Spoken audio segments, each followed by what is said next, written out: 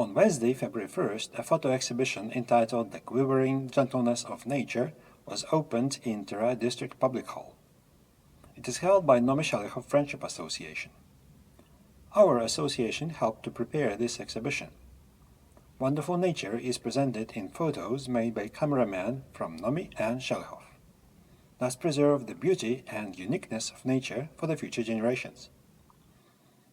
This exhibition already took place in Shalihov in March and April last year, and in November it was presented during Nomi City Culture Festival.